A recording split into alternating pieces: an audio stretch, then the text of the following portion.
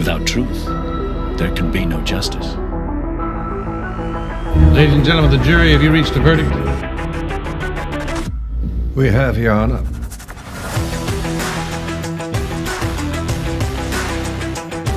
Speak out. Ask those questions. Demand that truth.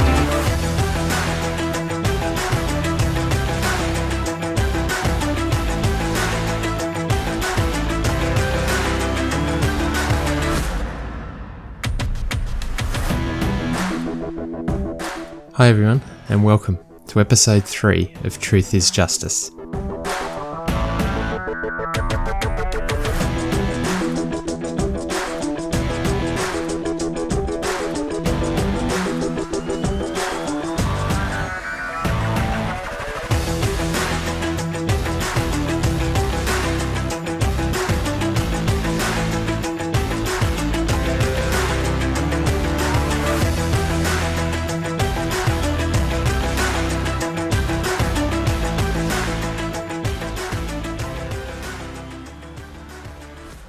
We highlighted last week how shows like those of Bob's tend to operate.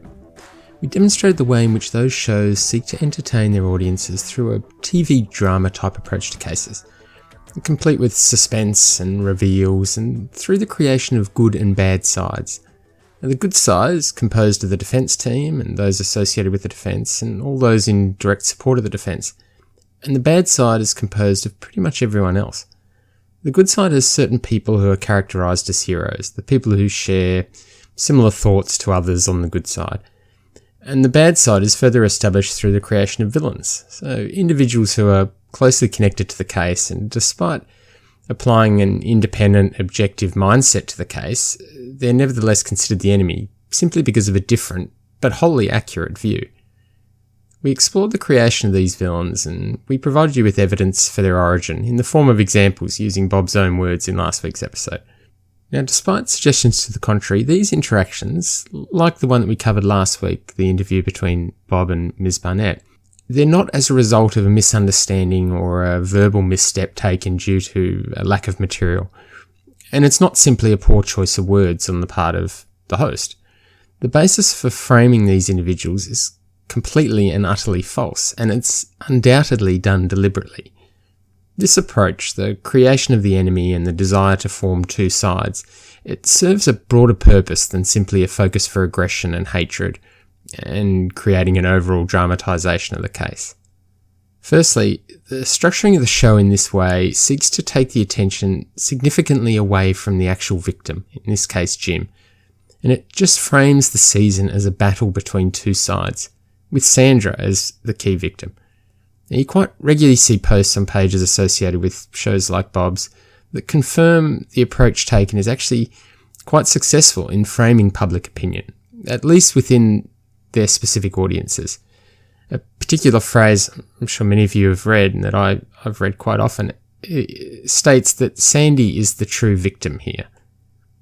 Secondly, this approach provides a distraction from the evidence by focusing on the person rather than the statements. It sets up an opportunity to discredit or devalue very relevant evidence by associating that evidence with someone who has already been framed as being biased or corrupt, or someone who they think is part of some broader conspiracy. As you'll see, when you approach the case and all the material in that way, it really doesn't matter what the evidence is, or what the expert witnesses say, or really what the facts even tell us. The shows have provided a powerful explanation for why that particular piece of evidence, or that given testimony, or that particular group of facts can be wholly dismissed. They suggest that the individual on that bad side simply concocted the evidence or fabricated it in some way, and that it should be entirely disregarded. Often, based on the strict control of the material which is released by these sites and the limited extracts which they reveal to their audiences, the vast majority of effective and compelling evidence can be kept almost entirely out of the spotlight. What we are going to start to do now is work through the claims that have been made and the statements that have been offered by shows like Bob's, the ones that are false, misleading, deceptive, and deliberate. We will address these claims and statements with facts, with independent thought, and by applying objective reasoning to them. And you'll begin to see how the approach taken by shows like Bob's is not only in many ways misleading, but it can be reckless, it can be entirely inappropriate, and it can be completely disrespectful to the actual victim of the crime.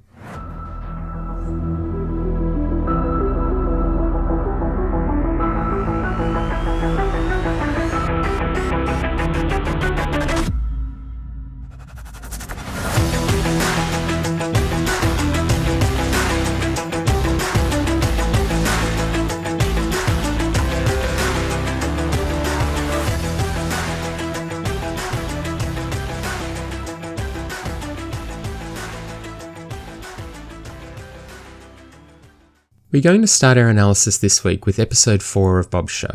Episode 4 involved Bob interviewing Miss Stephanie Davies. Ms. Davies knew Jim, Sandra and Liz and was for a period of time a member of the same Jehovah's Witnesses Kingdom Hall. Bob introduces Ms. Davies as a very close family friend of the Melgars and said that she knew them intimately. There's a number of overarching statements that Bob makes at the beginning of the episode which I believe seek to firmly establish a given position of innocence for Sandra, and they further cement the overall structure of the two sides involved, particularly in the mind of the audience. Bob even uses the words, "We are going to present to you the other side of the story," as told by Ms. Davies. Bob notes at the beginning of the episode how the season up to that point had been one-sided. He states how the show had focused on the prosecution's case, and how it was now time for his audience to see how that case stands up to scrutiny. There is the crystal clear suggestion again that not only did Ms. Barnett present the entire prosecution case during that 30 minutes of speech on her interview with Bob, but that the only other significant piece of evidence comprising the state's case was the police interview between Detectives Carazol and Doucet with Sandra on the evening she was found. It's useful for us to think about what had preceded episode 4 and whether these suggestions are accurate. Now, it might not seem like a huge point, but my take on it is this. By suggesting that prosecution's case was limited to just that police interview and the 30 minutes of talking on the show by Ms. Barnett, Bob's able to start the process of creating amongst his followers an overwhelming sense of shock and anger that Sandra was convicted based just on that material. And then when we think about each aspect, take the police interviews. The style of those interviews with Sandra was strongly condemned by Bob, and this negative view of them was strongly encouraged and promoted amongst his followers. And to me, Ms. Barnett's appearance on Bob's show could not be reasonably seen as presenting the need or the requirement for her to convince Bob's listeners of Sandra's guilt. It really was just a very brief summary of some material relevant to the case, which crucially is being presented to a group that contains a certain percentage of people who are already largely convinced of a wrongful conviction and whose views on the case will likely never be changed, regardless of the material that's placed in front of them. So we've seen how both the police interview with Sandra and Ms. Barnett's appearance on Bob's show have been framed in a specifically negative way, and then it's suggested to the audience on this episode that represents the whole case against Sandra. I see it as the exact equivalent of what shows like Bob's suggest is happening to those people who they claim are wrongfully convicted, except in reverse. A small amount of material from a perspective of guilt is taken, and then the people who provided that material or the circumstances surrounding its gathering are discredited. And that then allows the shows to move full steam ahead on challenging that from a perspective of innocence. At the 1 minute 36 second mark, Bob makes an interesting comment, and I raise it because it will be something that we'll refer back to at various points as we progress through this case. Bob notes that his followers are getting information at the same time that he gets it. Now, aside from creating the feeling that the case is being analysed on a somewhat level playing field between the followers and Bob, it's also designed to create the feeling that they are seeing everything from a balanced perspective and seeing it in its entirety. And that couldn't be further from the truth, and you'll continue to see why, and we'll demonstrate exactly why as we work through all of the episodes. At about the 2 minute 40 second mark, Bob talks about how the case against Sandra was circumstantial. And this is a word that's used frequently by Bob and by other shows like his. The term is used by some people in such a way that it almost seems to suggest that the case is weak or somehow invalid, and it even suggests that cases built on wholly circumstantial evidence are in some way a hallmark of wrongful convictions. Now, in many ways, direct evidence itself can almost be more troublesome in that respect, and you don't have to go too far to find evidence of that. Now, I'm going to give a quick explanation of what circumstantial evidence is and why it shouldn't be viewed as something necessarily flimsy or weak. Evidence becomes circumstantial when it requires an inference or an assumption or a series of assumptions to be made.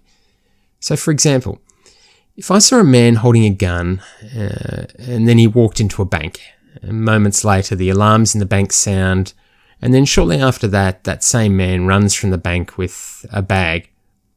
Now, with respect to the guilt or innocence of that man for committing an armed robbery, for example, my observations would be considered circumstantial evidence.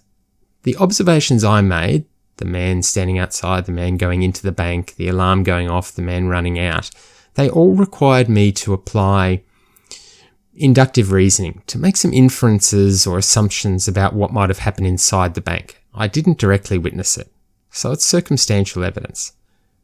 Now contrast that with an example where I was a customer in the bank, where I was able to actually observe the man walking into the bank, holding a gun, and I saw him proceed to the counter and yell at the staff member for money.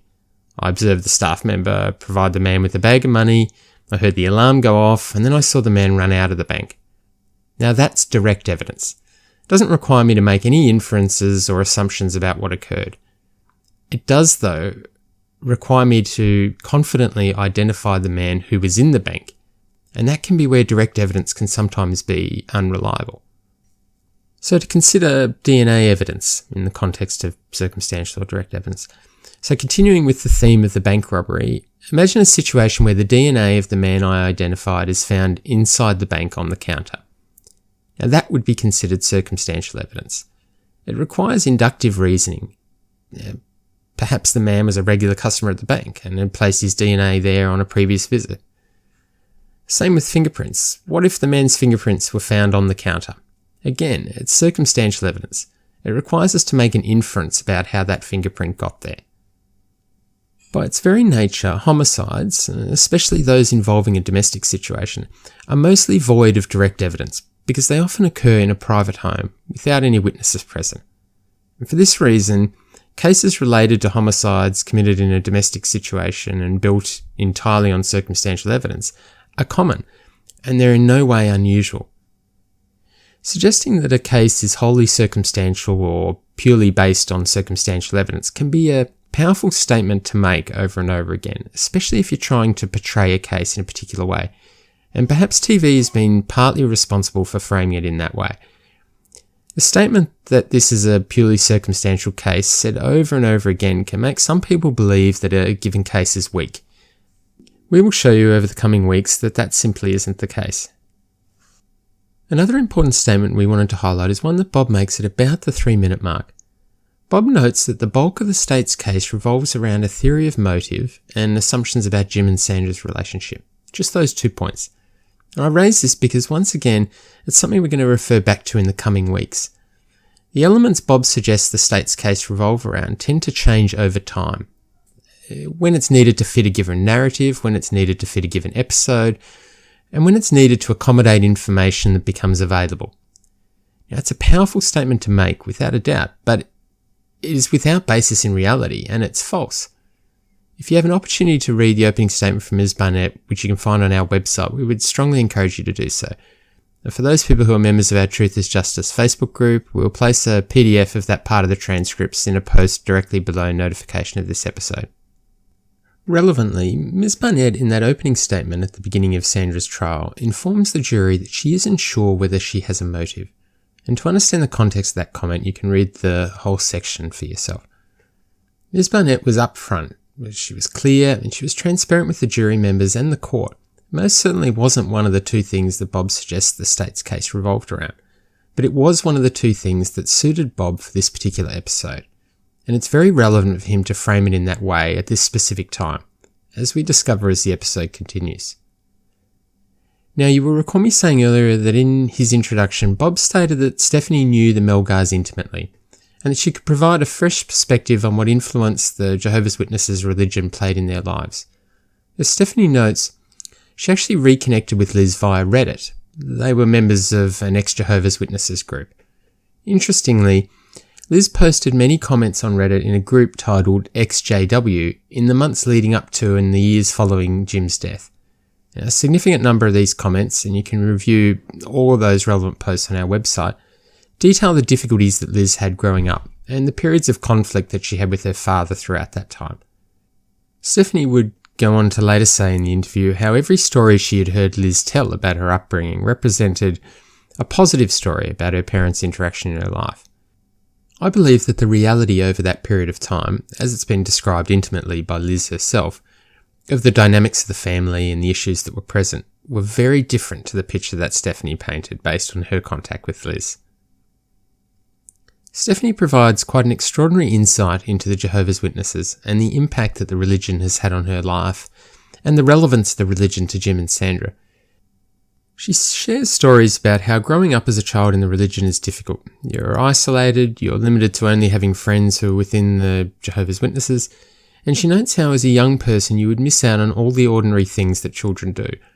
Extracurricular activities, socialising with non-Jehovah's Witnesses friends, birthday celebrations, Christmas, etc. We're going to highlight a number of things that were raised by Stephanie which I think present an interesting picture of what Jim, Sandra and Liz would have faced in that period of time leading up to Jim's murder. To a question posed by Bob about whether Sandra would have had friends outside of the religion, Stephanie comments that she didn't know whether Sandra would have had friends outside of the religion. She goes on to note that having friends outside of the religion was not something that was encouraged by their Kingdom Hall. This is an interesting statement from Stephanie. We have a friend who, by Bob's own account, apparently has an intimate knowledge of the family, yet she doesn't know about the situation with respect to Sandra and Jim having friends outside of the religion. Most of us would adopt certain levels of personal privacy in our lives, but I think it's reasonable to say that our closest friends, at least in my experience, would generally have a reasonably good idea of what comprises our circle of friends. In my opinion, that level of knowledge would generally be what defines a very close friend. We do, however, have some guidance from Liz herself that is helpful in developing a better understanding of how this aspect of the religion, specifically the views with respect to those that were not of the same faith and those that had been disfellowshipped, and how it impacted on their life.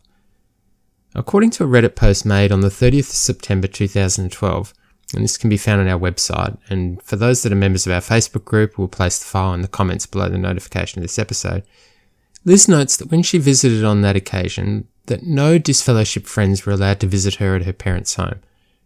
And early in the post, she attributes that rule to both Jim and Sandra trying harder with respect to adherence to the principles of the Jehovah's Witnesses.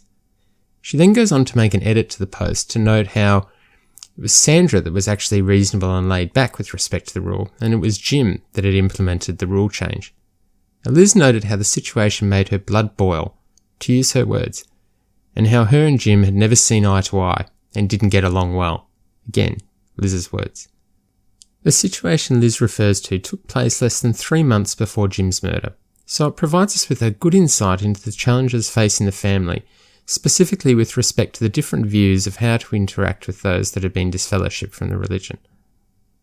Bob notes how despite the disfellowship of Liz, communication with her was not automatically cut off by Sandra and Jim, and she continued to live with them under the same roof. He then goes on to ask Stephanie a question about what the impact would likely have expected to be on Liz, with respect to her contact with the family once she was disfellowshipped. Stephanie notes how if it is not a family member, you would not speak to that person.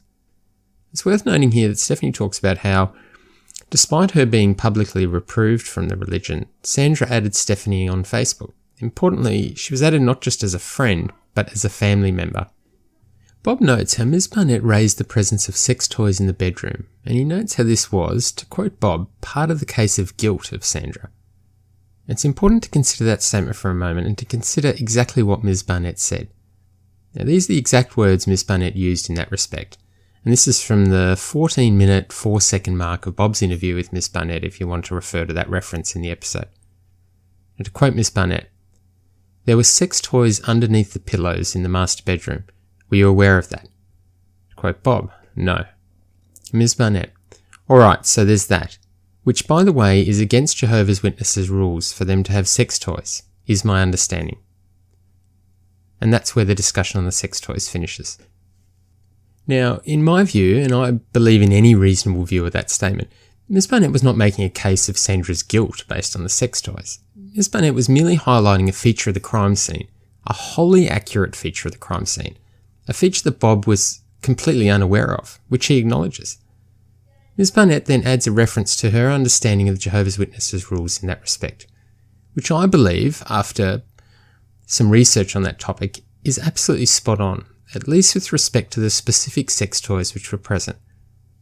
Without delving too much into the details for the reasons of not wanting to become too sexually explicit, if you'd like to understand what the specific sex toys were, we encourage you to look at the photos from the master bedroom on our website and consider the nature or the construction of the sex toys which were contained within that pouch.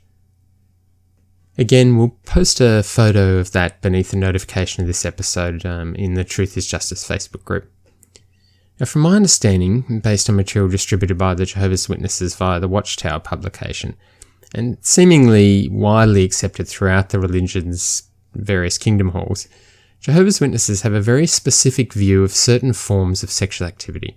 And following that, there are specific forms of sexual activity which are strictly prohibited by the Jehovah's Witnesses. Those rules regarding specific forms of sexual activity appear to be clearly breached with those particular sex toys. And here we have another situation where the statement made by Ms. Barnett was entirely factually correct, yet Bob chose to present an angle on it that was misleading and ultimately entirely false. Ms. Barnett made an obviously informed statement that was dismissed by Bob, and then he reframed it only a week later as he begins to present the case of Sandra's innocence. So you'll see that the process of further developing that villain character is well and truly in full swing. In response to Bob's question about the sex toys, Stephanie raises an excellent point with respect to various rules which exist within the religion. Stephanie notes how, with respect to a lot of matters in the religion, they are considered to be conscience matters.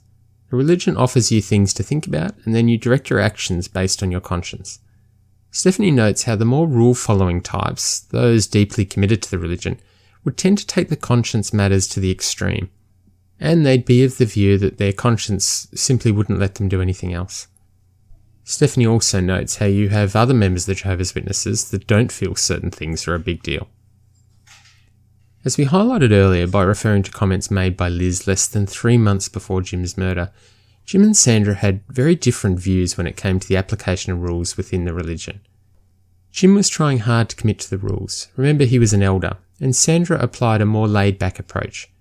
This is important, not because by itself it suggests a motive, but because it provides us with a better insight into the family situation and some of the pressures that were no doubt present both within the marriage and within the broader family structure.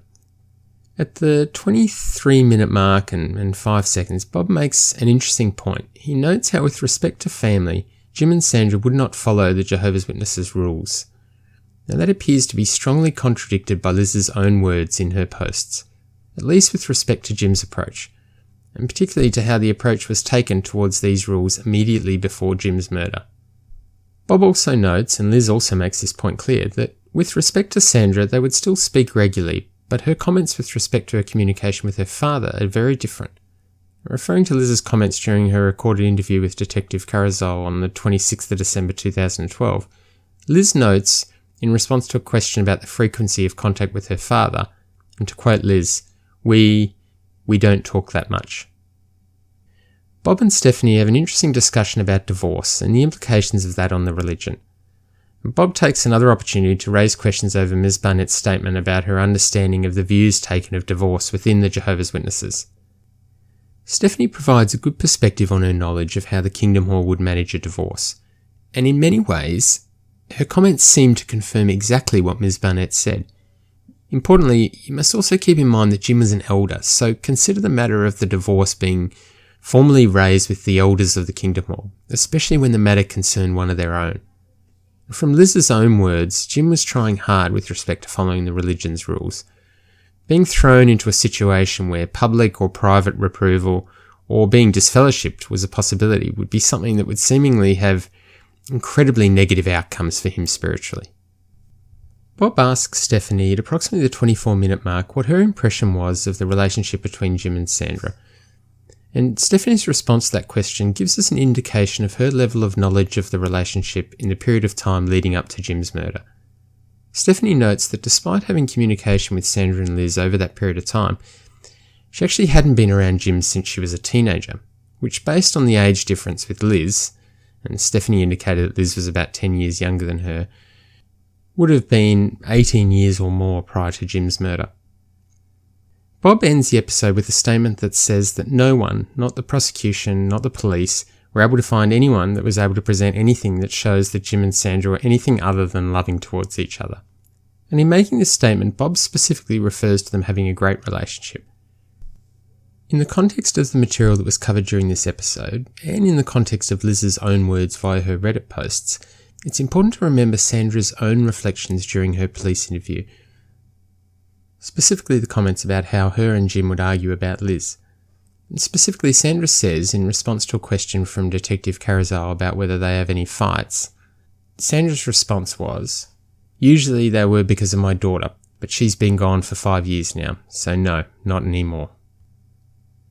And then later in the interview, Sandra notes that Liz was due to move back to Texas from the UK just 3 months later to live at a location about an hour away from their home at Kelsey Meadows Court.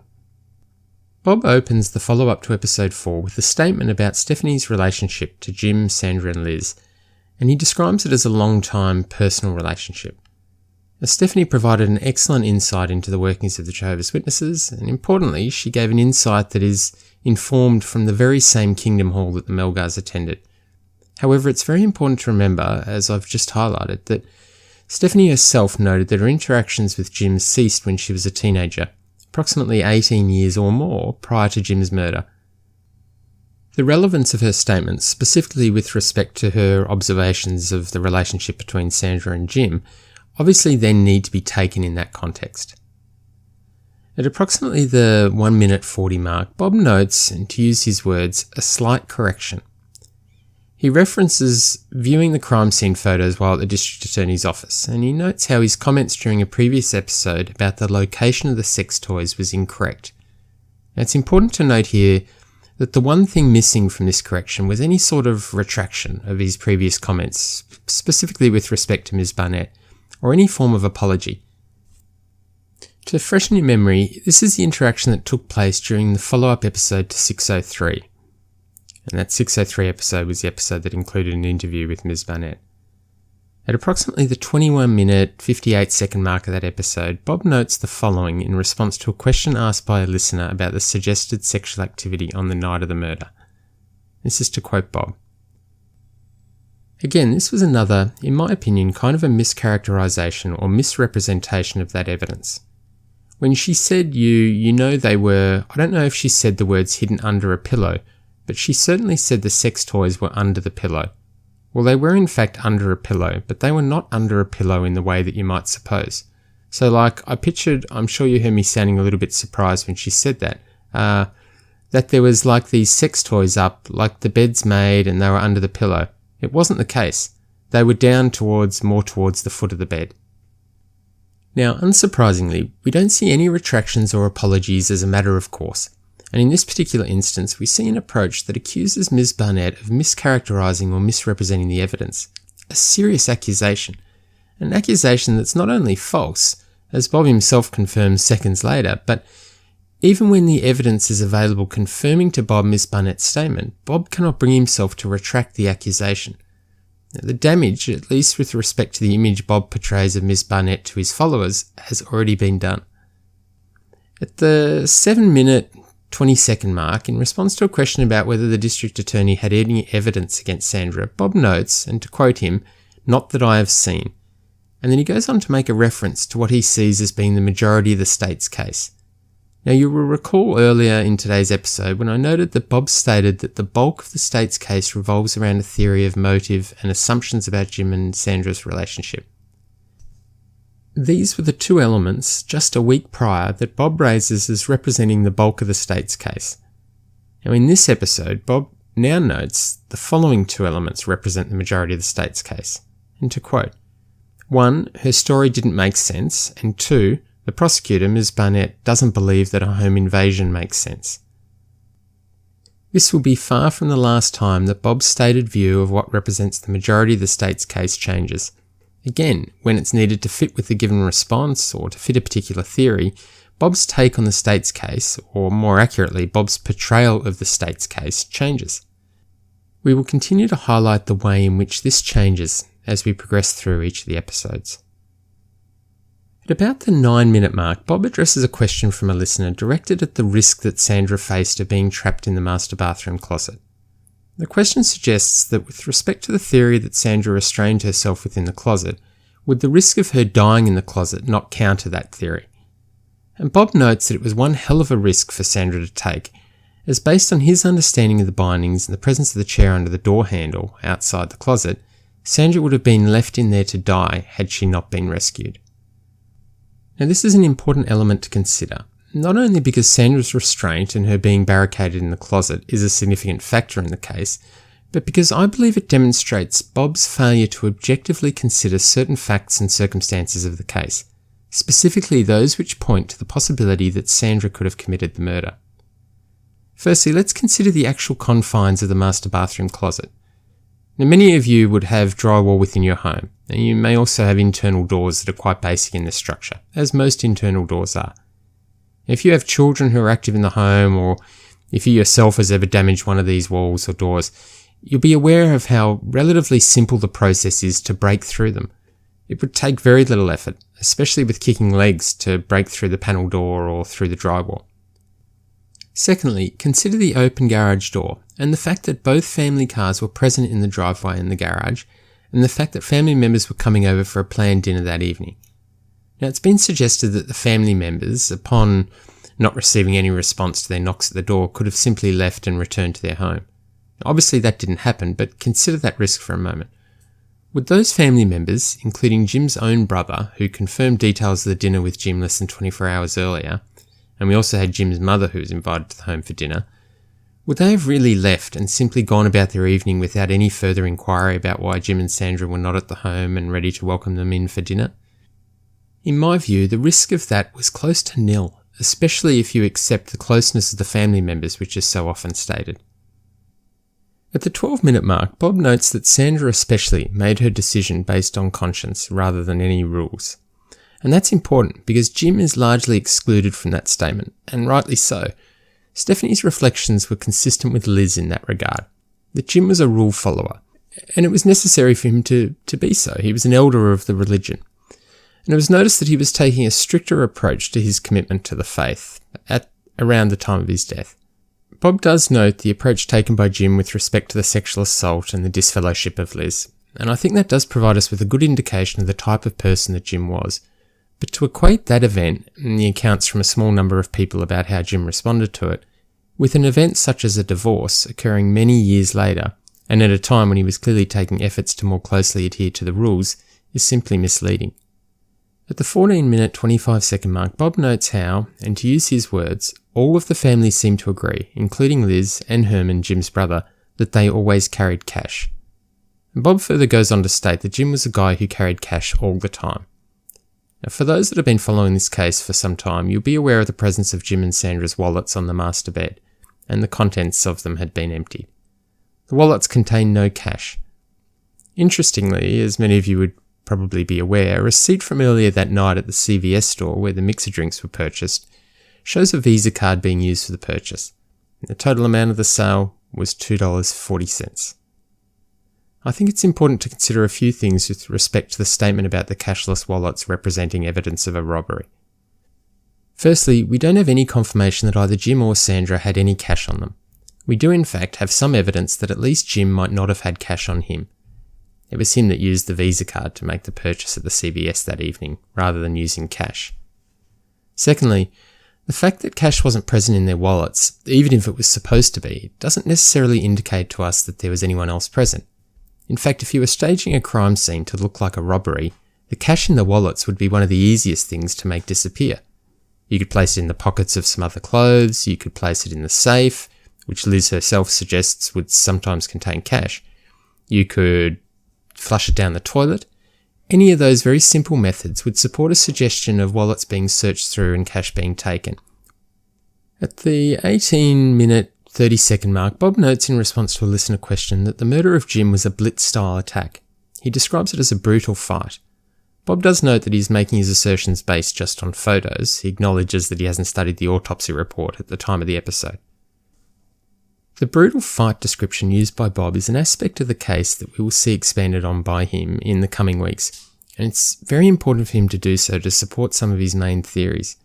It is, however, not fully encompassing of all the evidence, and in many ways it's misleading. We'll expand on this element in the coming weeks, but it's important to remember that whilst Jim suffered multiple defensive wounds, he was without signs of attacking wounds. For example, he had no bruising or cuts to his knuckles. And the term brutal fight would suggest just that. It would suggest significant attacking wounds. At the 18-minute 50-second mark, Bob responds to a question about how it would have been possible for Sandra to practice barricading herself within the master bathroom closet. This is another example of where Bob's lack of objectivity and general lack of willingness to consider all the possibilities shines through. Now, Bob agrees with the question and notes how, if Sandra had practiced this process, she would have been trapped in the closet, and there would have been no way for her to get out. For those of you that have seen the house layout diagrams, and for those that haven't, we encourage you to look that up on our website, you'll be aware that the study in the Melgar home had 2 doors leading from the room. The doors were of the same type as the one in the master bathroom, leading to the master bathroom closet, and the flooring was of the same type, tiles. So someone wanting to practice preventing the door opening by wedging the chair under the door handle from the inside would have been able to practice in the study and simply walk out the other door and around to the other door and release the chair. And Bob makes the point at the 20-minute 12-second mark with respect to the life insurance policy that the Melgars had more money available to them than the amount of cash that would have been received from the life insurance policy. Now, it isn't clear whether at the time of making that statement that Bob had access to all the information regarding life insurance policies that covered Jim. But given his stated considerable interactions with family members, you would imagine at this point would have been something that was covered off. Jim's life insurance policies were structured in such a way that given his death in these circumstances, his policies would have been worth close to $700,000. I've not seen any evidence to suggest that the Melgars had cash available to them anywhere near that amount. At the 25-minute 8-second mark, Bob makes a point that the crime scene investigators are still processing the scene during Sandra's interview with detectives Carazal and Doucet. He makes the incredible statement that, and to quote Bob, they literally know nothing. The reason this is quite an astonishing statement, and another entirely false statement, is the interview was taking place about 6 hours after the first responders arrived at the scene, and the first information about the scene was being gathered. So to suggest that literally nothing was known about the scene is laughable, but it does further drum into Bob's audience that the approach taken was without merit. It disregards the views of many experienced law enforcement officers that had already assessed the scene, and it disregards the statements taken from witnesses and the observations from Sandra and Jim and the crime scene. At the 25-minute 37-second mark, Bob makes a statement about DNA evidence and tells his audience that DNA evidence exists in various places, and that, to quote Bob, most certainly came from the killer. Now, Bob indicates that fresh, preserved evidence is available to test that DNA against. Whilst this is quite a headline-grabbing statement for Bob to make, he offers very little indication of specifically what he is referencing, and that is entirely deliberate on his part. As most of these headline-grabbing statements are, it's misleading, and we'll address the issue of DNA in the coming weeks. At the 26-minute 15-second mark, in response to a question about who made plans for the dinner on the evening when Sandra was found in the master bathroom closet, Bob notes that the plans were made directly between Jim and his brother Herman, and Bob makes the statement that Sandra had nothing to do with those plans. Now, this is an important point, because the arrangement of the dinner and people to come over would have provided a known time for when guests were going to be present at the house. To say that Sandra had nothing to do with those plans is an unusual statement to make, as obviously the only person who can corroborate it is Sandra herself. If I was planning a family gathering with members from my wife's family, my wife would contact her family. Not because I didn't want to or that we don't get along, just because it would be the natural thing for us to do.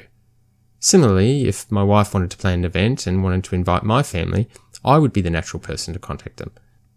Now, I'm not suggesting that this is the way it would occur in every family, but my take on the situation is that it's impossible to know with any level of certainty what level of involvement Sandra had in arranging the dinner for that evening.